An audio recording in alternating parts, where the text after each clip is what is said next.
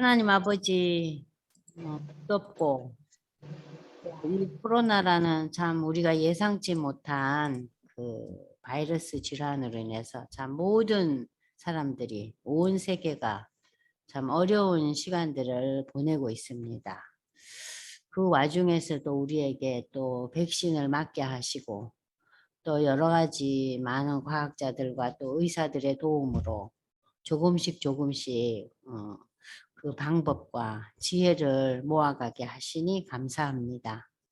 하나님, 올 연말에는 정말 우리가 크리스마스 캐롤을 부를 때는 기쁨과 편안함으로 우리에게 주신 나날들 강건함으로 지낼 수 있게 이 질병에서 이 바이러스에서 우리가 해방될 수 있도록 우리 하나님 함께하여 주시옵소서. 오늘부터 저희가 이제 로마서를 읽으려고 합니다.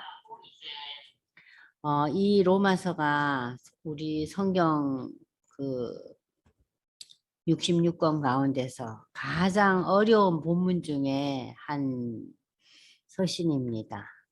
우리에게 지혜의 영을 부어주셔서 이 로마서의 말씀을 통해서 다시 한번 하나님의 놀라운 구원의 감격을 누릴 수 있도록 하나님 이 시간 축복해 주시옵소서. 함께하는 우리 홍 집사님께도 강건함 주셔서 이 시간을 통해서 은혜를 나눌 수 있게 하나님 도와주시옵소서. 오늘의 순서를 하나님께 의탁드리며 예수님 이름으로 기도드리옵나이다. 아멘. 자, 1페이지를 이제 펴시는데 제가 로마서 들어가기 전에 여러분들이 이 로마서를 이해하려면은 바울의 생애에 대해서 어느 정도 좀 기본적인 흐름을 알고 계셔야 돼요. 그럼 바울이 어느 시대, 어떤 상황에서 로마서를 기록했으며 왜 기록했고 이 로마서는 어떤 의미 있는 책인가 그걸 알려면 이제 바울의 생애를 조금 여러분들이 아셔야 돼요. 그래서 제가 오늘 첫 시간에는 로마서 들어가기 전에 바울의 생애와 로마서에 들어가는 그 뭐라 그럴까요? 가교 역할을 할 수 있는 그런 내용을 공부하려고 합니다. 그럼 1페이지 보시면 바울의 생애와 중요한 사건 연대가 있어요. 자, 바울의 생애에 있어서 이제 중요한 사건을 보면 첫 번째 여러분이 잘 아시는 예수님의 그 십자가의 죽음과 승천 장면이 여러분들 사도행전 1장 기억나시죠? 마태복음 28장 맨 마지막 부분이 이제 사도행전 1장으로 연결되죠. 그죠? 그리고 누가복음 24장 맨 마지막 부분과 사도행전이 그대로 연결이 됩니다. 역사적으로요. 그럼 이 사도행전 1장에서 예수님께서 승천하는 장면 여러분 기억하실 거예요. 그죠? 승천하시잖아요. 온 유대와 사마리아와 땅끝까지 이르러 내 증인이 되라. 그리고는 이제 이 제자들이 보는 가운데 승천 장면이 나와요. 그죠? 그리고 너희가 본 그대로 내가 올 거다 그러시죠? 그 뭐예요? 예수의 재림. 그게 이제 사도행전 1장 초반부에 나와요. 그러고 난 뒤에 사도행전 1장 후반부에는 무슨 얘기가 나옵니까? 12사도 중에서 한 사람이 결혼됐죠? 누가 빠졌어요? 가룟 유다가 빠졌잖아요. 그래서 가룟 유다를 대신해서 마띠아가 이제 다시 이제 사도로 들어가잖아요. 그게 이제 사도행전 1장이고 그렇게 12사도가 준비되면서 이제 사도행전 2장에서 여러분이 잘 아시는 성령 강림 사건이 일어나고 초대 예루살렘 교회가 이제 일어나기 시작해요. 이게 첫 번째 교회 모습이죠. 그리고 이제 사도행전 2장에서 9장까지는 예루살렘 교회가 폭발적으로 성장을 해요. 그 시대에 하루에 3,000명, 5,000명이 모여든다는 거죠. 이건 아주 획기적인 사건이잖아요. 그래서 이 예루살렘 교회가 성장하고 많은 예수 믿는 사람들이 모여드니까 전통적인 유대인들, 특별히 바리새인들, 사두개인들, 이 지도층에 있는 이 사람들은 대부분 예수를 믿지 않았죠. 그 양반들이 엄청나게 예루살렘 교회를 박해하는 장면들이 여러분들 사도행전 이제 3장, 4장, 5장, 6장, 7장, 8장 여러분 기억나시죠? 거기에 유명한 이제 그 교회가 성장하니까 그 교회가 어떤 제도를 만들어요? 집사 제도를 만들죠. 그래서 유명한 스데반 집사의 그 설교와 순교 장면이 사도행전 7장, 8장에 나타나잖아요. 그리고 이제 드디어 9장에 무슨 장면이 나옵니까? 바울의 회심 장면이 나와요. 그래서 사도행전은 초반부는 그 12사도 중에서 특별히 사도 요한과 베드로의 사역, 그리고 이제 스데반의 그 설교와 스데반의 순교 장면, 그게 아주 중심적으로 나오지만 이제 후반부 9장 이후에는 중심 인물이 바울이에요. 그리고 바울의 전도 여행입니다. 사도행전의 그 주축을 이루고 있죠. 자, 그리고 이제 이 바울이 회심하고 난 뒤에 이방인을 향한 사도가 되는 과정에서 제일 먼저 하나님께서 특별히 은혜를 주시는 게 베드로에게 어떤 사건이 일어나요? 베드로가 환상을 보죠. 그죠? 환상을 보면서 이 유대 백성들은 아무거나 안 먹잖아요. 부정한 식품 안 먹죠. 근데 하늘에서 이상한 게 내려오는데 하나님 음성이 들리잖아요. 먹으라고. 그러니까 베드로가 놀래가지고 아니 이걸 어떻게 먹냐고. 그 하늘에서 내려온 음식이 누굴 상징해요? 이방인을 상징하는 거예요. 그러니까 이제 복음이 이방인에게 이제 퍼져갈 것이다. 이방인에 대한 그 선교, 전도에 대한 의미를 그 베드로의 환상이 상징적으로 나타나고 있는데, 그러면서 이제 이방인을 위한 사도인 바울의 행적이 이제 기록되고 있잖아요. 자, 그래서 이제 이 바울은 이제 다메섹에서 회심하고 예루살렘에 제일 먼저 방문하는 것이 AD 37년이에요. 그러면 이제 바울이 회심한 것을 우리는 AD 32년에서 33년 정도로 보고 있으니까 한 4, 5년이 지나고 난 뒤에 처음으로 예루살렘을 방문하고 돌아와서 자신의 그 고향인 다소에서 체제하면서 자신의 그 앞을 준비하고 있습니다. 그리고 이제 사도행전 여러분 보시면은 자 지금 여러분들이 이제 펴실 그 얘기는 다소에 체제하고 있는 이 동안에 예루살렘 초대교회에서는 어떤 일이 일어났느냐. 자, 보세요. 요한의 형제 야고보가 순교하는 장면 여러분들 기억나시죠? 그죠? 그게 사도행전 12장. 그러니까는 계속해서 박해가 계속 이어지고 있어요. 그러나 이 박해 가운데서 이 바울이 그동안에 이제 그 사도행전 11장 26절에 보면은 바울이 이제 선교사로 이제 파송을 받고 이제 그 바나바와 같이 그 안디옥 교회를 섬기는 장면이 나와요. 그래서 사도행전 본문 중에서 바울의 그 생애에 있어서 참 중요한 하나의 획기적인 사건을 우리가 지금 사도행전 11장에서 만나는데, 홍 집사님 사도행전 11장 26절을 여러분들 다 같이 한번 펼쳐보세요. 그리고 제가 사도행전 공부할 때 이 본문을 우리 성도들한테 꼭 외우라 그랬어요. 외우라 그래서 제 강의를 들은 분들은 아마 다들 외우실 거예요. 사도행전 11장 26절에 무슨 얘기인가? 자, 홍 집사님 큰 소리로 한번 읽어보세요. 사도행전 11장 26절. 네. 만남의 안디옥에 데리고 와서 둘이 교회에 1년간 모여 있어 큰 무리를 가르쳤고 제자들이 안디옥에서 비로소 그리스도인이라 일컬음을 받게 되었더라. 네. 여기 지금 무슨 얘기가 나오죠? 사도행전 11장 26절. 참 기독교 역사에서 중요한 그 얘기가 여기 나오고 있죠. 자, 바나바가 바울을 찾으러 바울의 고향인 다소를 찾아갑니다. 자, 그 다소에 가서 서로 만나가지고 이 안디옥에 이제 교회가 세워지고 이 안디옥 교회. 그러니까 지금 교회는 예루살렘 교회와 안디옥 교회가 생겼죠. 그죠? 그래서 이 안디옥에 와서 바나바와 바울이 함께 사역을 해요. 그래서 이제 이 안디옥 지역에 예수 믿는 사람들이 생겨나기 시작해요.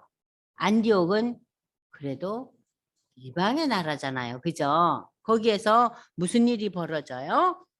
예수를 안 믿는 사람들이 예수 믿는 사람들을 향해서 뭐라고 불렀다고요? 그리스도인이라고 불렀다. 이게 사도행전 11장 26절의 중요한 말씀입니다. 사도행전 11장 26절 안디옥에 사는 불신자들이 예수 믿는 사람들을 향해서 뭐라고 불렀다고요? 그리스도인이라고 불렀다. 아주 중요한 역사죠. 기독교 역사에 있어서. 그리고 이제 이 바울은 2차 예루살렘 방문을 그 다음에 AD 44년에 합니다. 그리고 난 뒤에 이제 바울의 1차 전도 여행이 시작되는데 바울의 생애는 그러니까 이게 준비 기간이 있고 난 뒤에 이제 선교사로 파송을 받고 난 뒤에 이 바울은 1차, 2차, 3차 소아시아와 그러니까 여러분들 소아시아는 어디예요? 오늘의 터키예요. 오늘날 소아시아 지역과 그리스 땅을 전도 여행을 해요. 그 당시에는 여러분들 기차가 있어요. 무슨 자동차가 있어요. 주로 걸어 댕겼어요. 그 소아시아 여러분들 터키 여행 가보셨죠? 그리스 가보셨죠? 지금 아주 뭐 발달한 지역이지만 그 옛날에 오죽했겠어요. 흙먼지가 나르는 그 지역을 이제 3차에 걸쳐서 전도 여행을 하는 것이 바울의 생애 중요한 그 사건들이고 또 선교가 무엇인가라는 걸 우리에게 알려주는 얘기예요. 그래서 그 1차 전도 여행이 2년 동안 계속되는데 1차 전도 여행에서 바울은 바나바와 마가 요한과 함께 동행하면서 그 구브로 비스디아 안디옥 이고니온 루스트라 안디옥 이게 전부 어느 땅이에요? 소아시아 터키 땅이에요. 그러니까 여러분들 제가 지도까지는 준비를 못했어요. 지도를 제가 예전에는요 이런 지도 같은 것을 이런 대한성서공회 같은 데 들어가면은 제가 강의할 때 그것을 다 이렇게 카피를 해서 여기 올릴 수가 있는데 지금은 그런 걸 다 못하게 돼 있어요. 그래서 여기에 올리려면은 제가 직접 그려야만 돼요. 그래서 못 올렸는데 여러분들이 인터넷을 치셔서 다음이나 네이버에 들어가셔서 바울의 1차 전도 여행 지도 바울의 2차 전도 여행 지도, 바울의 3차 전도 여행 지도 하면은 아주 확실하게 떠 있어요. 그 지도가. 그러니까 그 지도를 보시면은 아, 여기가 거기구나. 그러면서 여러분들이 스마트폰으로 보시면 너무 그 지도가 작기 때문에 스마트폰으로 보지 마시고 그 컴퓨터 화면으로 한번 그 지도를 펴서 이렇게 그러니까 지도를 펴시고 보시면서 옆에는 지금 뭐 스마트폰으로 여러분들이 앞으로 놓친 부분 같은 거는 그 다시 이거 들어볼 수 있잖아요. 유튜브에서. 유튜브 들으실 때 그 컴퓨터로 지도를 찾아보세요. 그래서 이제 1차 전도 여행에 바울은 바나바와 마가 요한을 동행하면서 이 여행을 하고 그리고 난 뒤에 1차와 2차 전도 여행 사이에 그 유명한 예루살렘에서 첫 번째 기독교 역사에서 처음으로 회의가 열려요. 그러니까는 뭐 그 종교 회의죠 말하자면 신앙에 대한 회의가 열려요. 근데 왜 제가 이것을 중요시 여기냐면은 이 예루살렘 종교 회의에서 구원에 대한 확실한 개념이 이제 정립이 돼요. 이 구원에 대한 확실한 그 교리가 정립되면서 이것을 바탕으로 바울이 로마서, 갈라디아서, 에베소서 다 앞으로 이제 자기의 그 서신서를 기록하게 됩니다. 그래서 여러분들이 아까 사도행전 11장 26절을 기억하시고 두 번째 이 예루살렘 공의회의 구원론에 대한 것을 여러분들이 꼭 아셔야 돼요. 그래서 이제 이 2차 전도 여행을 떠나기 전에 1차와 2차 전도 여행 사이에 예루살렘에서 회의가 열렸다. 예루살렘 교회에서 회의가 열렸다. 그래서 이 회의가 왜 열렸냐면은 가는 유대 배경을 가진 그리스도인들이 있고요. 이방의 배경을 가진 그리스도인들이 있잖아요. 그러니까 예를 들면 여러분들 우리나라에서 계속 자라고 여기서 활동한 사람들은 그야말로 한국 사람이지만 어려서부터 일본에서 또는 미국에서 자란 우리 한국 사람들 있잖아요. 그러면 좀 뭔가 다르잖아요. 생각과 사고가. 그러니까 갈등이 온 거예요, 지금. 그럼 이방 유대인들, 이방의 그 나라에서 자라고 공부하고 성장해서 그 이방의 여러 가지를 이제 안고 있는 그런 유대인들이에요. 그들 간에 갈등이 생긴 거예요. 예수를 믿어도. 자기의 그 성장 환경이 다르기 때문에. 그래서 이제 그 히브리파 유대인과 또 그 이방의 그 배경을 가진 유대인과 이 두 그룹이 갈등이 오는데 왜 갈등이 오겠어요? 이방 나라에서 사는 사람들은 유대인이라 할지라도 유대의 여러 가지 그 율법이나 또는 그 관습에 대해서 아무래도 좀 확실하게 그 지킨다 그럴까요? 그런 게 좀 부족할 거 아니에요? 그죠? 그러니까 우리가 뭐 여기 한국 땅에서 산 분들은 예를 들면 예수를 안 믿는 분들 뭐 제사하고 그러잖아요. 성묘 가고. 근데 만약에 일본이나 미국에서 애들이 자랐다 하면은 제사 지내고 성묘 가는 거 그런 데 대해서 조금 잘 모르잖아요. 거기에서 갈등이 오는 거예요. 어떤 갈등? 유대의 배경을 가진 히브리파 그 그리스도인들은 유대의 율법을 다 지켜야만이 구원을 받는다. 예수를 믿는다 해도. 그러니까는 이 이방의 배경을 가진 사람들이 야, 예수 믿는 것도 힘든데 무슨 유대의 온갖 관습까지 다 지키라 하느니 이거 힘들어서 못 지키겠네 하면서 저들 간에 갈등이 온 거예요. 교회마다. 아시겠어요? 그래서 지금 이 본문을 한번 보겠습니다. 사도행전 15장에 이 예루살렘 종교회에 그 당시에 그 지도자들, 지도자들, 사도들과 지도자들이 모여서 내린 결론이 구원론에 대한 결론이에요. 그래서 홍 집사님 사도행전 15장 5절에서 11절까지 구원은 예수 그리스도의 은혜로 받는 것이지 율법에서 여러 가지 유대 여러 가지 관습들은 권면 사항이지 절대 사항이 아니라는 거예요. 그러니까 유대 백성들에게 뭐 이걸 먹으면 좋고 이걸 먹으면 안 되고 하는 게 그 유대 백성들에게 특별히 건강상의 여러 가지 의미가 있대요. 오늘날까지도. 그럼 여러분들 한번 본문 볼까요? 사도행전 15장 5절에서 11절까지를 홍 집사님 큰 소리로 읽어보세요. 사도행전 15장 5절. 바리새파 중에 어떤 믿는 사람들이 일어나 말하되 이방인에게 할례를 행하고 모세의 율법을 지키라 명하는 것이 마땅하다 하니라. 사도와 장로들이 이 일을 의논하러 모여 많은 변론이 있은 후에 베드로가 일어나 말하되 형제들아 너희도 알거니와 하나님이 이방인들로 내 입에서 복음의 말씀을 들어 믿게 하시려고 오래전부터 너희 가운데서 나를 택하시고 또 마음을 아시는 하나님이 우리에게와 같이 그들에게도 성령을 주어 증언하시고 믿음으로 그들의 마음을 깨끗이 하사 그들이나 우리나 차별하지 아니하셨느니라. 그런데 지금 너희가 어찌하여 하나님을 시험하여 우리 조상과 우리도 능히 매지 못하던 멍에를 제자들의 목에 두려느냐.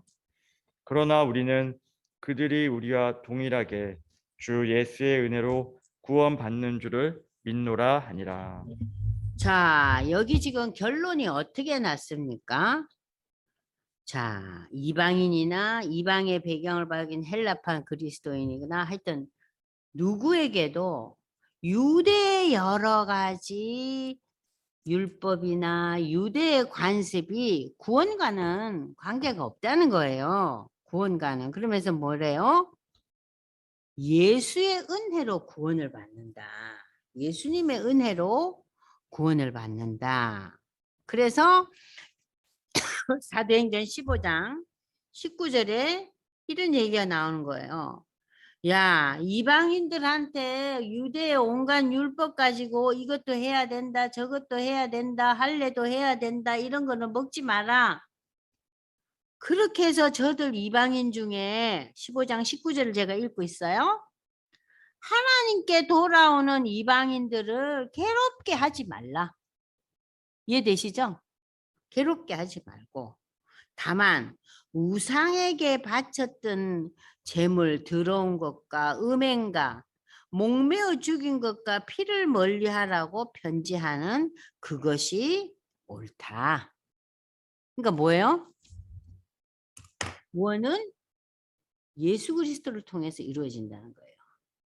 유대 나라의 율법이나 그들의 관습에 의해서 구원이 이루어지지 않는다는 것을 예루살렘 공의에서 결정합니다. 그래서 여기서 우리가 알 수 있는 것은 구원에 대한 의미가 확실해졌죠. 구원은 무엇으로 이루어져요? 예수 그리스도를 믿는 믿음으로 이루어진다는 거예요.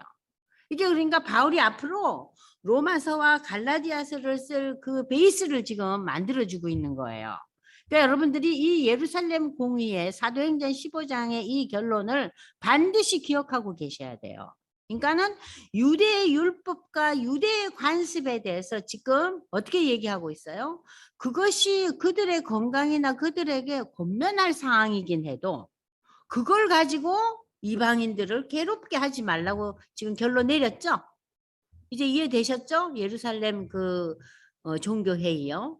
그러고 난 뒤에 이제 저들은 2차 전도 여행으로 들어갑니다. 그래서 2차 전도 여행은 앞으로 이제 그 바울의 생애에서 배우겠지만 그 바나바와 바울이 헤어져서 이제 바나바와 마가 요한이 한 팀이 되고 실라와 바울이 한 팀이 돼서 2차 전도 여행을 가요. 자, 그리고 이제 3차 전도 여행도 이제 여기 계속되고 있는데 여러분들 보시면은 좀 이따 이제 바울에 대해서 공부하면서 여긴 자세한 설명을 제가 할 거예요. 1차 전도 여행은 소아시아 지역을 했다면 2차 전도 여행은 그리스 땅이에요. 바울이 환상을 봐요. 그래서 그 그리스 사람의 얼굴이 나타나요. 환상 가운데. 그러면서 이 그리스 남자가 코가 큰 그리스 남자가 손을 흔들면서 자기네한테 오라 그래요. 그 환상을 보고 바울은 이제 그 소아시아 그 터키 땅을 내려놓고 어디로 갑니까? 그리스를 향해 가요. 그래서 2차 전도 여행지가 지금 어디 있어요? 빌립보, 데살로니카, 베레아, 아덴, 고린도가 나와요. 이 지역은 지금 어디예요? 그리스 땅이죠. 그죠? 그래서 빌립보나 데살로니카는 여러분들 이제 보시면은 그 그리스 땅의 북쪽이잖아요. 마케도니아. 여러분들 마케도니아 들어보셨죠? 마케도니아 지역이에요. 빌립보, 데살로니카는 그리스의 북쪽. 그리고 이제 베레아까지가. 그러면 아덴과 고린도는 어디예요? 그리스의 남쪽 땅이에요. 그래서 이 지역을 아가야 지역. 그래서 아가야 지역에 있던 아덴과 고린도. 그러니까 그리스 땅 전체를 이렇게 2차 전도 여행지로 잡고 여행을 합니다.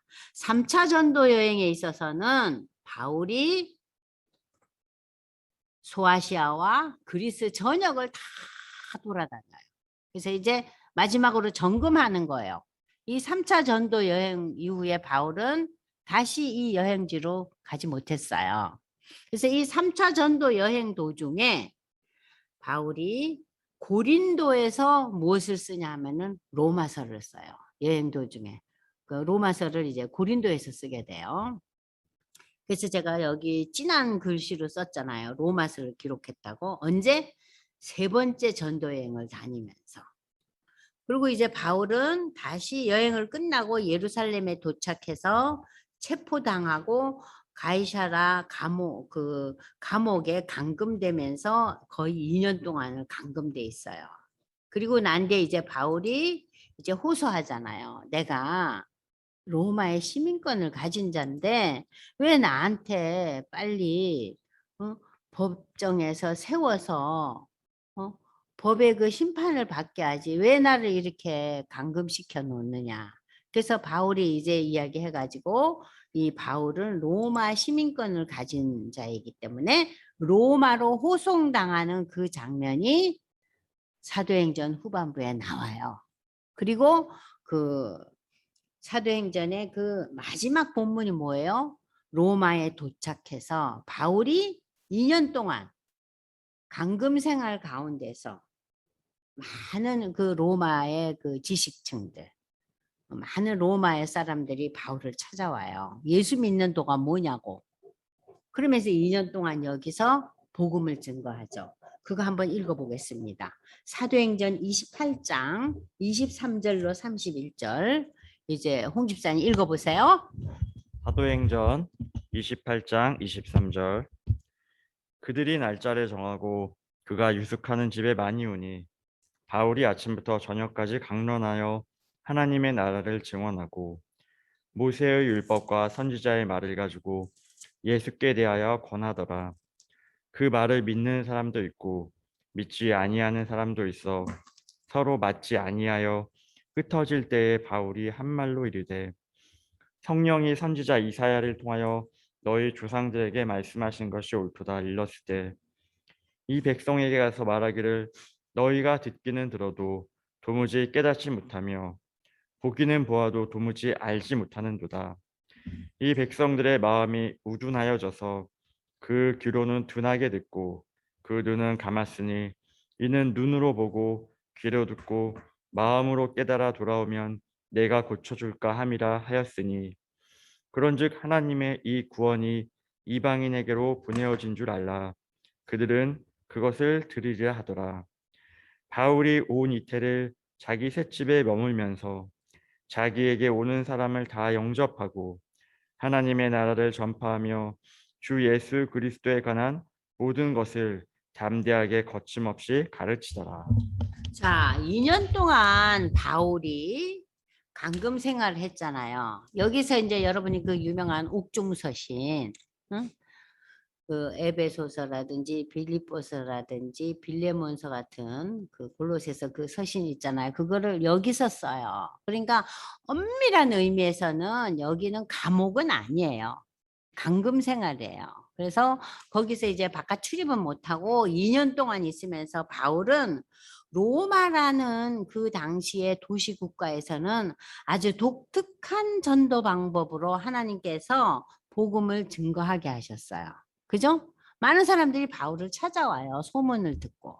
그래서 이 사도행전 28장 맨 마지막 절은 바울이 로마에 지금 그야말로 거의 유배 생활을 하는 감금 생활하는 가운데서도 복음을 증거한 그 장면이 사도행전의 마지막 본문이에요.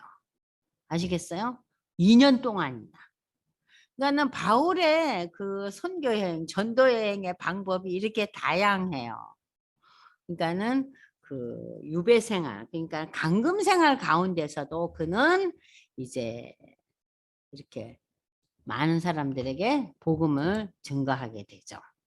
그럼 이제 여러분들 그 프린트로 다시 넘어와서 자, 바울이 그래서 결국은 1차 감금 생활 하는 동안에 이렇게 서신들을 쓰고 자기가 그 개척한 교회들이잖아요. 그죠? 에베소서, 빌립보서 같은 교회들 서신을 보내고 그들의 신앙을 격려하고 구원이라든지 교회에 대한 이야기라든지 이런 기독론에 대한 설명을 하면서 서신을 보냅니다. 그리고 이제 AD 64년에 로마의 대화재가 일어나요. 이 대화재 사건이 일어나면서 기독교의 박해는 절정에 이릅니다. 이 시대가 네로 시대죠. 그래서 이 네로 황제는 본인이 이 화재를 내놓고서는 그리스도인들이 화재를 냈다 그러잖아요. 그리고 이제 이 네로의 통치는 AD 54년에서 67년까지, 그러니까는 13년 동안 계속됩니다. 그리고 바울은 이제 그 로마에서 이제 이 어려운 생활을 끝내고 이제 바울은 이제 자유의 몸이 돼요. 그래서 자유롭게 이 로마에서 복음을 증거하고 여기서 또 목회 서신을 기록합니다. 디모데에게 보내는 글, 디도에게 보내는 글을 이제 쓰게 되죠. 그리고 결국 바울은 정말 진짜 무시무시한 감옥에 갇히는 그러한 날이 시작돼요. 로마 감옥에 투옥됩니다. 이게 언제라고요? AD 66년에서 67년 2년 동안 감금 생활을 해. 감금 생활이 아니 이건 완전히 감옥 생활이에요. 우리가 영화에서 보는 로마의 감옥 있잖아요. 갈 때 뭐 들고 가요? 횃불 들고 가잖아요. 그죠? 그 로마 감옥에 투옥된 상황에서 맨 마지막에 기록한 서신이 디모데 후서입니다.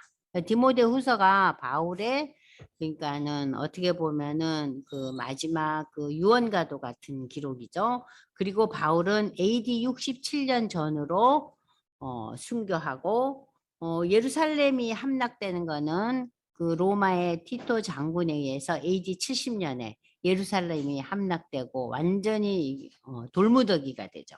그러니까는 유대 백성들은 역사상 두 번 돌무더기를 그 경험하게 되죠. 첫 번째 사건이 뭐였어요? BC 586년 바벨론 포로가 되고 완전히 솔로몬 성전이 초토화됐죠. 그것이 이제 역사에서 가장 큰 그 유대 백성들의 아픔이었다면 두 번째는 AD 70년 로마에 의해서 완전히 예루살렘이 돌무더기가 돼요. 함락돼요. 자, 그러면은 이 이후에 자, 조금 전에 제가 BC 586년 얘기를 했는데 BC 586년 이후에 유대 백성들, 이스라엘 백성들은 종교적인 자기네 그 유대교를 신봉하고 자기 나름대로의 그 하나가 되고 하는 그런 아주 굉장히 그 똘똘 뭉치는 그런 공동체 생활을 하고 자기 민족 간의 그 화합을 이루는 그러한 나라의 모습을 보였지만 이스라엘은 국가가 없어요. 그죠? 나라를 잃은 백성들이에요. 그럼 BC 586년부터 AD 1958년까지 저들이 그렇게 귀히 여겼던 성전 그리고 예루살렘 함락당하고 이런 큰 아픔과 좌절을 겪으면서도 유대 백성들은 좌절하지 않고 전 세계 곳곳에 흩어져 살면서 자신들의 신앙과 자신들의 그 민족성을 고치해가면서 살아요. 무려 2500년 동안. 2500년 아닙니까? BC 586년부터 1948년까지니까. 1948년에 이제 이스라엘이라는 나라가 태동하는 거예요. 참 이 유대라는 나라가 독특하죠. 그 유대 나라에서 유대의 가장 뛰어난 학자가 누구예요? 바울이에요. 바울을 하나님께서 세우셔서 어떻게 복음을 전 세계에 펼쳐나가는가. 이제부터 이 페이지는 바울의 생애와 전도 여행에 대해서 보다 더 자세히 여러분들과 살펴보려고 합니다. 바울의 원래 히브리 이름은요 사울이에요. 그래서 여러분들 바울이 사도행전 9장에 예수님이 환상 가운데서 바울에게 나타났을 때 바울을 뭐라고 불러요? 사울아 사울아 그러죠? 기억나시죠? 그러니까 바울이 놀래가지고 누구냐 그러잖아요.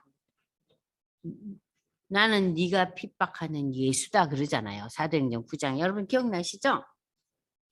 자, 바울의 원래 히브리 이름은 사울이었고 이 사울이 라틴어로 바울이에요. 그는 다소에서 출생하였고 소아시아 다소에서 태어났고 그는 베냐민 지파였고 그는 성장하면서 다소를 떠나 예루살렘에서 바리새인으로 교육을 받고 이 가문이 로마의 시민권자였어요. 그래서 이 바울의 그 회심 이전은 성도들을 핍박하는 사람들의 최고 선봉에 서 있던 자였어요. 그러나 그가 다메섹 도상에서 예수 그리스도를 만난 이후에 이방인을 위한 복음의 대사도가 되었죠. 여러분들 기억나시죠? 근데 이 기억을 되살리면서 지금 사도행전 9장을 펼쳐보세요. 사도행전 9장 15절에서 19절 보시면은 이 바울이 어떤 상황에서 예수를 믿고 어떻게 달라지는가 간단하게 나와요. 자, 읽어보세요. 사도행전 9장. 사도행전 9장 15절. 주께서 이르시되 가라. 이 사람은 내 이름을 이방인과 임금들과 이스라엘 자손들에게 전하기 위하여 택한 나의 그릇이라.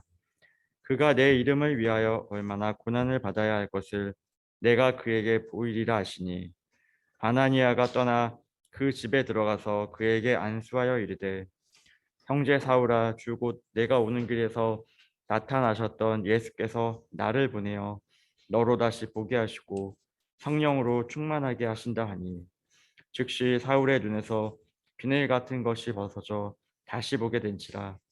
일어나 세례를 받고 음식을 먹음에 강건하여 지니라. 네. 자, 이 바울은 예수님을 만난 당시에 눈이 멀어요. 며칠 동안. 그죠? 그리고 다시 이 사울의 눈에서 비늘 같은 것이 떨어지면서 이제 세례를 받고, 이 바울은 성령으로 충만한 전혀 새로운 사람이 되면서 이제 사역의 길로 접어듭니다. 자, 그럼 이 본문에 대해서 갈라디아서는 어떻게 얘기하고 있나? 바울에 대해서 지금 갈라디아서에서는 본인이 어떻게 자신을 설명하고 있는지 갈라디아서 1장 11절에서 21절까지 여러분들 한번 보세요. 갈라디아서는 굉장히 바울의 서신 중에서도 아주 메시지가 강하고, 바울이 자기 자신의 그 사도됨을 증명하고 갈라디아 교회에 아주 그냥 선언을 하는 아주 좀 강성이 있는 그런 서신이거든요. 그래서 이것도 한번 여러분들 한번 읽어보겠습니다. 바울의 그 자기가 그 사도된 내력을 기록하고 있어요. 갈라디아서 1장 11절에서 21절. 갈라디아서 1장 11절. 형제들아, 내가 너희에게 알게 하노니 내가 전한 복음은 사람의 뜻을 따라 된 것이 아니니라. 이는 내가 사람에게서 받은 것도 아니요 배운 것도 아니요 오직 예수 그리스도의 계시로 말미암은 것이라. 내가 이전에 유대교에 있을 때 행한 일을 너희가 들었거니와 하나님의 교회를 심히 박해하여 멸하고, 내가 내 동족 중 여러 연갑자보다 유대교를 지나치게 믿어 내 조상의 전통에 대하여 더욱 열심히 있었으나, 그러나 내 어머니의 태로부터 나를 택정하시고 그의 은혜로 나를 부르시니가 그의 아들을 이방에 전하기 위하여 그를 내 속에 나타내시기를 기뻐하셨을 때에, 내가 곧 혈육과 의논하지 아니하고 또 나보다 먼저 사도된 자들을 만나려고 예루살렘으로 가지 아니하고 아라비아로 갔다가 다시 다메섹으로 돌아갔노라. 그 후 3년 만에 내가 게바를 방문하려고 예루살렘에 올라가서 그와 함께 15일을 머무는 동안 주의 형제 야고보 외에 다른 사도들을 보지 못하였노라. 보라, 내가 너희에게 쓰는 것은 하나님 앞에서 거짓말이 아니로다. 그 후에 내가 수리아와 길리기아 지방에 이르렀으나. 네. 자, 사도 바울이 자기 자신이 사도라는 거. 응? 갈라디아 교회나 이런 그 당시의 교회들이 바울에 대해서 또 많이 비판을 했어요. 그게 대해서 내가 사도된 것은 사람의 뜻에 의해서 된 것이 아니라 예수 그리스도의 계시. 너는 앞으로 뭐가 된다 그랬어요? 이방인을 위한 사도가 될 거라 그랬잖아요. 응? 그러면서 여기서 이제 그 갈라디아 교회를 향해서 자기의 사도됨을 선포하고 있어요. 자, 이렇게 바울은 이방인을 위한 사도가 되었는데, 자, 프린트 2페이지로 다시 넘어옵니다. 그는 예수 그리스도로부터 받은 복음과 당시의 시대 배경과 함께 초기 그리스도인들의 신앙과 삶을 토대로 교회와 성도로서의 삶에 대한 교린을 서신을 통해서 체계적으로 기록한 것이, 제일 먼저 쓴 것이 데살로니가 전후서예요. 바울의 서신조 중에서 데살로니가 교회에 맨 먼저 보냈어요. 그리고 고린도 전후서, 갈라디아서, 로마서, 에베소서, 빌립보서, 골로새서, 빌로몬서, 디모데전후서, 디도서. 여기서 이제 보시면 여러분도 아시겠지만 빌레몬서와 디모데전후서와 디도서는 개인에게 보낸 글이죠.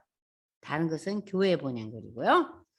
자, 그의 생애는 사도행전 우리가 지금까지 보았듯이 8장 이후에 스데반 집사가 순교당하는 그 장면에부터 나타나서 28장 로마에 이제 그 감금 생활하면서 로마의 많은 사람들에게 복음을 전하는 거기까지 이제 구체적으로 역사에 대한 얘기가 사도행전에 펼쳐졌습니다.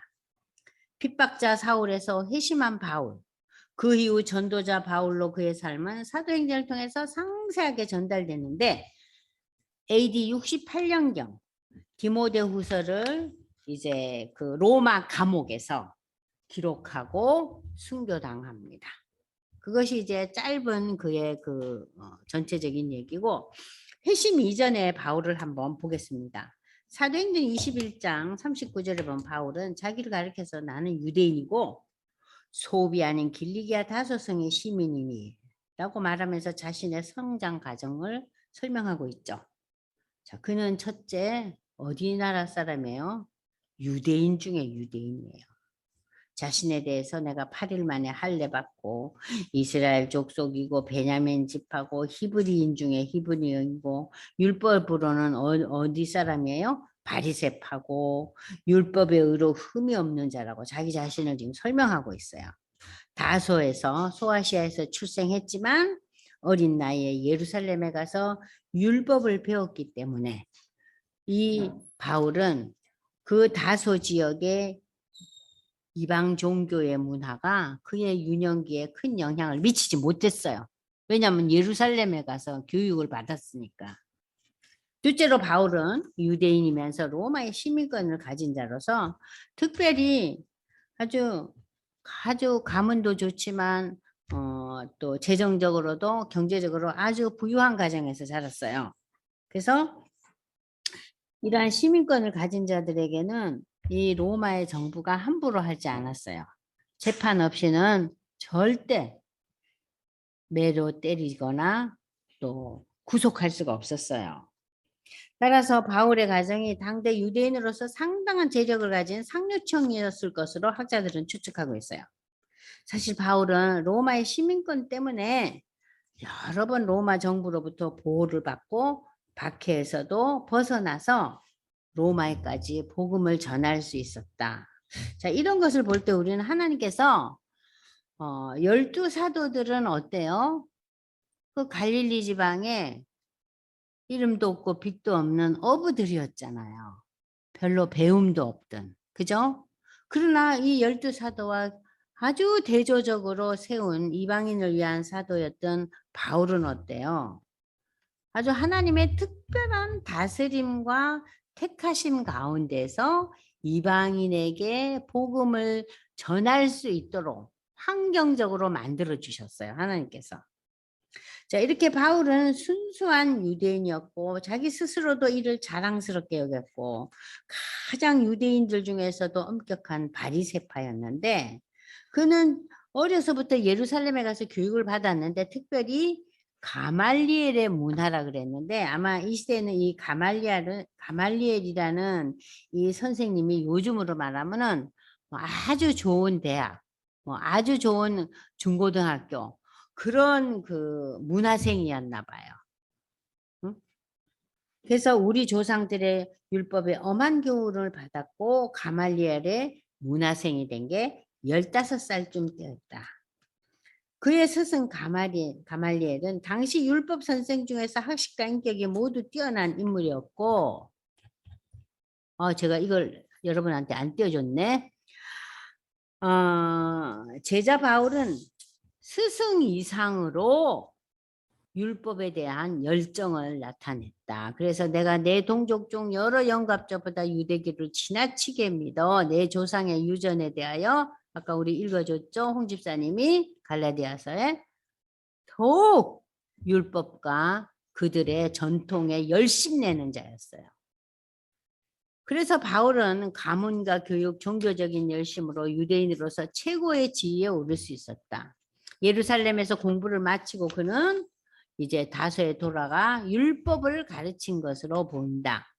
성경에서 바울의 이름이 사울이라는 이름으로 나타난 것은 사도행전 7장에 스데반의 그 돌로 맞아 죽었을 때 그의 죽음을 찬성하는 핍박자의 모습의 그 사울의 모습으로 성경에 처음 등장하죠. 사도행전 7장 8장에 초대 예루살렘 교회가 스데반 집사에 대한 그 모진 박해에 참여한 바울은 그리스도인들을 어떻게 여겼냐? 모세와 하나님을 모독하는 자라 그랬어요. 바울이 그리스도인들에게 저기를 품은 것은 그들이 십자가에 못 박힌 나사렛 예수를 메시아라고 주장했기 때문이다. 자, 보세요. 십자가에 못 박혀 죽었다는 것은 이건 저주를 받은 자예요. 나무에 매달린 자는 신명기에 나오잖아요. 저주받은 자라고. 응?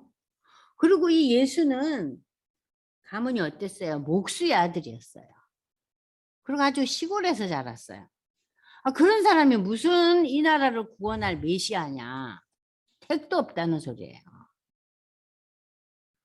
그래서 이 바울은 이 저주의 십자가 처형을 받고 죽은 목수의 아들을 메시아라고 전도하는 그리스도인은 하나님을 모독하는 자라고 여겼어요. 예수 그리스도가 메시아라는 초대 그리스도인들의 신앙 고백을 회심 이전의 바울은 이해할 수가 없었죠. 어떻게 저렇게 배움도 없고 도대체 저렇게 비참하게 로마에 의해서 십자가에 죽은 자가 우리의 메시아라니 말도 안 된다. 그리고 그 예수가 부활했다니 이건 택도 아니라는 소리예요. 그래서 바울은 완강하게 예수의 메시아 되심을 거부하고 스데반 집사의 그 순교 당시에 거기 아주 극렬하게 그리스도인들을 핍박하는 그러한 무리 중에 한 사람이었고 지도자 중에 한 사람이었어요. 그러나 바울이 조금 전에 우리가 읽었듯이 사도행전 9장에서 회심한 이후에 그리스도인을 향한 바울의 박해는 예루살렘에서 시작해서 외국 상까지 미쳤지만 그러나 바울의 회심 사건은 사도행전 9장과 22장과 26장 22장과 26장은 바울의 그러니까 간증이에요. 우리 요즘 간증이라는 소리 많이 쓰잖아요. 바울도 간증을 여러 번 했어요. 그러니까 사실 간증이라는 게 때로는 참 중요하고 필요해요. 내가 어떻게 예수를 믿게 됐냐 하는 것을 증명하는 내용의 그 선포니까. 그래서 사도행전 22장과 26장은 바울의 간증들입니다. 자, 바울의 그 다메섹 사건, 회심의 사건은 사울아 사울아 내가 어째서 나를 핍박하느냐 그러죠. 이 예수의 음성을 듣고 주여 니시오니까 나는 네가 핍박하는 예수라. 자, 이 예수님의 대답에 바울은 회심하고 사명을 받게 되죠. 그래서 여기서 바울이 이제 땅에 넘어지면서 소경이 되고 말지만 아까 우리가 읽었듯이 아나니아라는 그 초대교회 그 성도를 통해서 이제 눈을 뜨고 세례를 받게 됩니다. 바울은 주님의 은혜를 유대인과 이방인 모두에게 증거하라는 특별한 사명을 받죠. 유대인뿐만 아니라 이방인, 특별히 이방인을 위한 선교자로서 사명을 받았는데 그 사명 중에 중요한 것이 하나가 로마서예요. 바울의 그 특별한 사명 중에 하나가 뭐예요? 로마서를 저술한 거예요. 이 로마서가 인류 역사에 있어서 끼친 영향은 이루 말로 다 표현할 수가 없어요. 그걸 이제 우리가 로마서 공부할 때 배울 거예요. 자, 회심을 통해 하나님의 주권적 택하심과 그리스도의 구원의 은혜를 체험하는데 자, 여기서 갈라디아서 1장 15절 보세요. 바울의 그 서신에 보면은 내 어머니의 태로부터 나를 택정하시고 은혜로 나를 부르신 그 예수의 뜻을 그는 거부할 수 없었다. 바울의 회심은 바울 한 개인뿐만 아니라 2000년 기독교 역사에서 획기적인 사건을 일으켜요. 수많은 믿음의 그 지도자들이 로마서를 통해서 회심하는 사건들이 역사적으로 계속 일어났어요. 그 대표적인 사건이 루터의 그 신앙 고백 아닙니까? 그죠? 로마서 1장 17절. 의인은 믿음으로 산다는. 자, 그래서 이 회심 이후에 바울은 그래서 과연 어떻게 살았는가? 다메섹에서 그는 회당에서 예수의 하나님 되심을 전파하고 그 이후에 그는 전도자의 생활도 열심히 했지만 개인적인 묵상과 기도의 시간도 많이 가졌어요. 여기 3페이지 나오잖아요. 그는 묵상과 기도와 전도로 사도의 삶을 준비합니다. 다메섹으로 돌아와 복음을 전파하고 헬라파 유대인들이 죽이려 했기 때문에 제자들은 강주리로 바울을 탈출시키죠. 이게 이제 사도행전에 쭉 나타나요. 그래서 여러분들 쭉 읽어보시면 이 바울이 어떻게 그 유대인들이 바울을 죽이려고 했고 바울이 핍박자였던 바울이 이렇게 변한 거에 대해서 그 당시에 사람들이 처음에는 믿질 않아요. 그래서 갈라디아서 1장 21절 24절 보면 우리를 핍박하던 자가 전에 잔해하던 그 믿음을 지금 전한다음을 듣고 자 여기 보십시오. 나로 말미암아 영광을 하나님께 돌렸다고 한 내용으로 봐 바울은 여러 지역에서 복음을 전하게 됩니다. 이런 이방인에 대한 전도의 열기가 일어나서 예루살렘 교회는 바나바와 바울을 이제 선교사로 파송하는 것이 이제 사도행전에 나타나고 조금 전에 우리가 얘기했던 그 안디옥에서 이제 점점 많은 사람들이 믿음을 가지면서 그리스도인이라는 이름으로 불리움을 잡고 자 그러면서 이제 바울은 준비가 이제 선교사로서 준비를 하는 거예요. 그러니까 바울은 선교사예요. 어떤 의미에서. 그러니까 요즘 이제 이 바울의 그 생애를 보면은요. 이 구체적으로 걸어 다니면서 이 소아시아와 그리스 땅, 마케도니아와 아가야 지역에 구체적으로 복음을 증거하고 교회를 개척한 선교사 역할을 하고 바울은 또 무슨 역할을 합니까? 전도 여행 1차, 2차, 3차 전도여행을 다니면서 뭘 했어요? 서신들을 기록하죠. 그러면서 바울은 후세대의 사람들에게 복음을 설명하고 증거했어요. 그러니까 바울은 선교사로서 또 신학자로서 그러니까는 이 복음의 그 논리적인 그 이론적인 체계를 잡아주고 기독교가 기독교되게 한 장본인이 누구예요? 사도 바울이에요. 여러분들 복음서를 보시면 마태, 마가, 누가, 요한 복음 나오죠, 그죠? 그러고 난 뒤에 이 복음서를 사도들의 그 발자취로 연결해 주는 것이 사도행전이잖아요, 그죠? 여러분들이 복음서를 읽고 그 뒤에 사도들의 발걸음을 읽고 그러고 난 뒤에 야 예수 믿는 복음이 뭔가 하는 이 복음에 대한 구체적인 이론을 정립한 것이 바울의 서신서들이에요. 그러니까는 예수님에 대한 얘기가 사복음서라면 사도들의 발자취가 사도행전 그리고 초대교회 얘기 복음이 어떻게 그 시대에 증거되었나 하는 이 역사적인 기록이 사도행전이라면 예수는 누구고 초대교회는 어떻게 이루어졌고 그럼 우리가 믿는 예수는 도대체 누군가?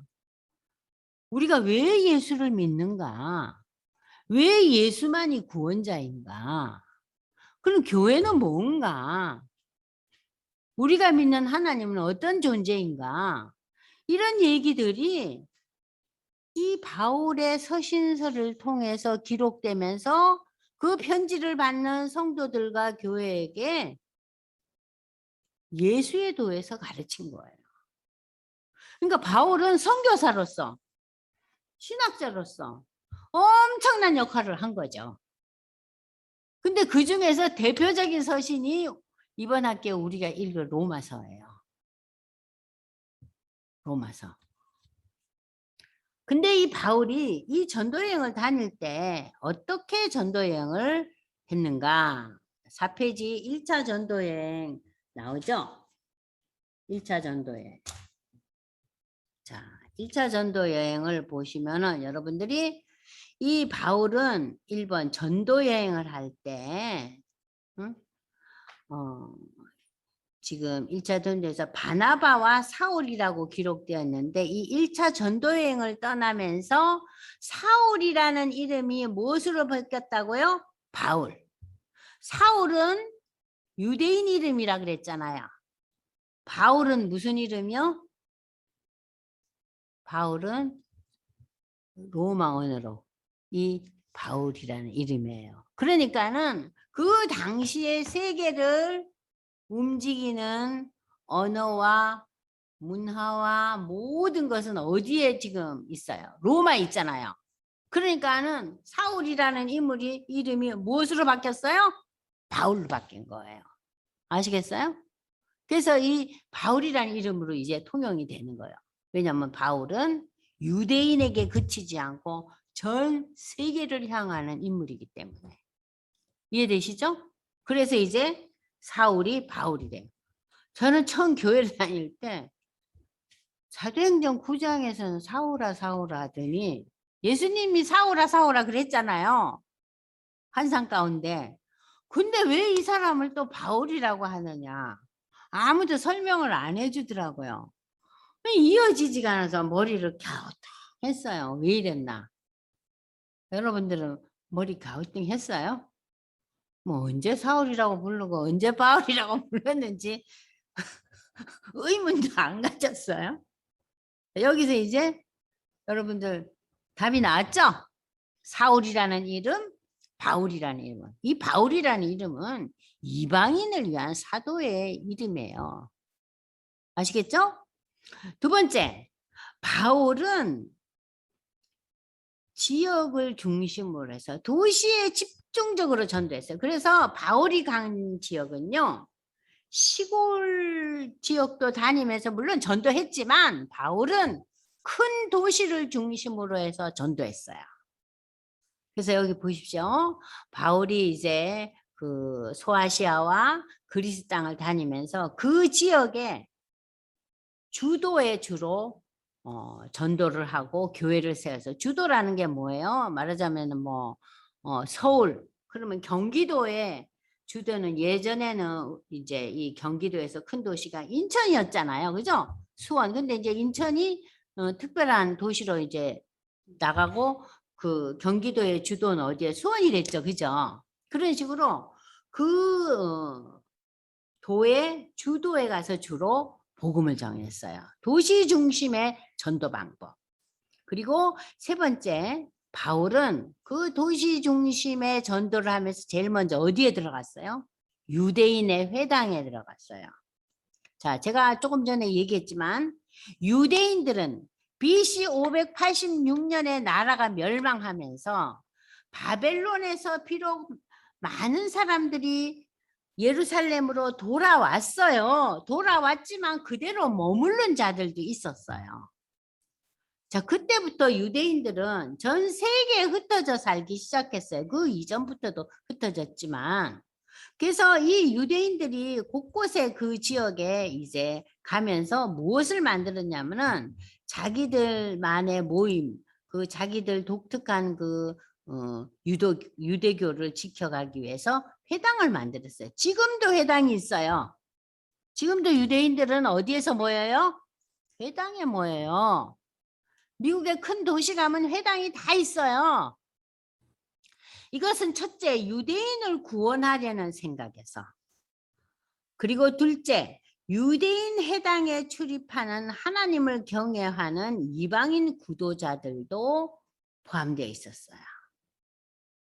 자, 바울의 메시지는 그러면 어땠는가? 유대인에 대해서는 예수에 의한 구약의 예언 성취. 그러니까는 구약에서 예수님의 구약을 어떻게 표현하면 되냐면요. 구약은 예수님이 오실 것이라는 그 예언을 한 글이다. 여러분들 구약 그러면 되게 창세기, 출애굽기, 레위기 그 생각부터 하죠? 그죠?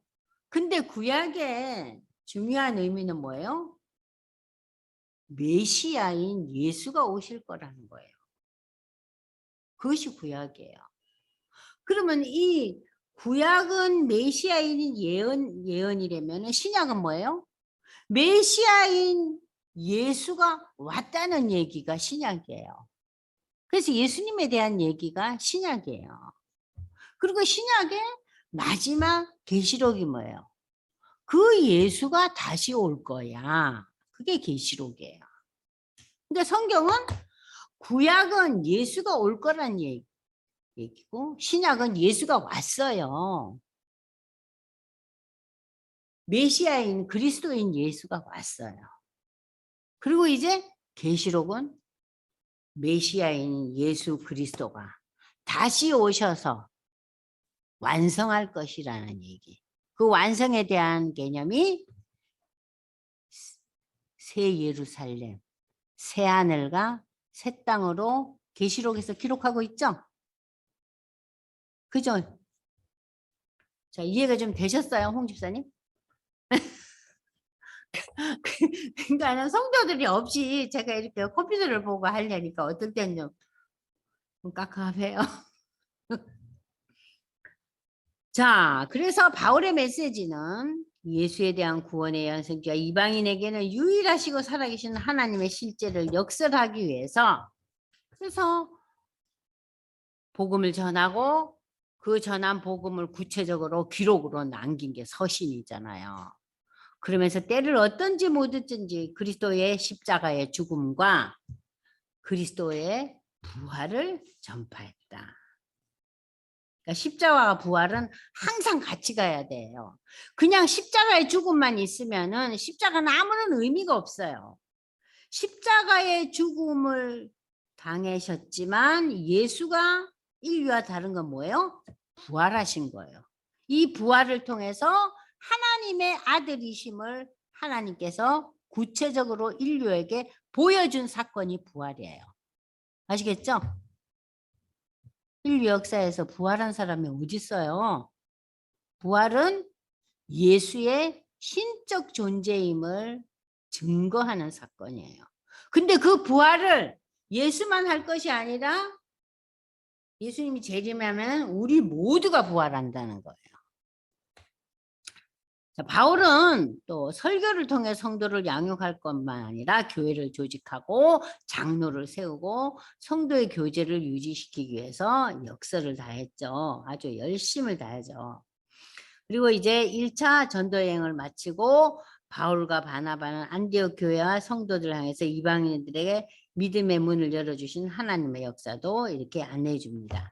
1차 전도에서 바울과 바나바는 마가를 데리고 안디옥에 출발하고 구부로스을 경유하여 소아시아 유대인 회당을 순방하면서 이걸 발판으로 이제 다니잖아요. 그리고 이제 여러분들 아까 제가 설명했던 예루살렘 종교회의. 자, 여기 종교회의를 제가 다시 한번 여러분들한테 읽어 드릴 테니까 조금 전에 들은 내용을 머리로 되새기면서 예루살렘 종교회의 AD 49년 사도행전 15장 이 역사상 처음 기독교 종교회의를 절대 잊어버리셔서는 안 돼요. 제가 이 예루살렘 종교회의에 대해서 저는 교회를 오랫동안 다니고 학교도 다니고 그랬는데도 또 이 예루살렘 종교회의에 대해서 자세하게 아무도 설명을 안 해주더라고요. 잘 몰랐어요. 근데 여러분들은 이 예루살렘 종교회를 중시 여기고 꼭 잊지 말으셔야 돼요. 그래서 이 교회 내에 분쟁이 왜 일어났느냐.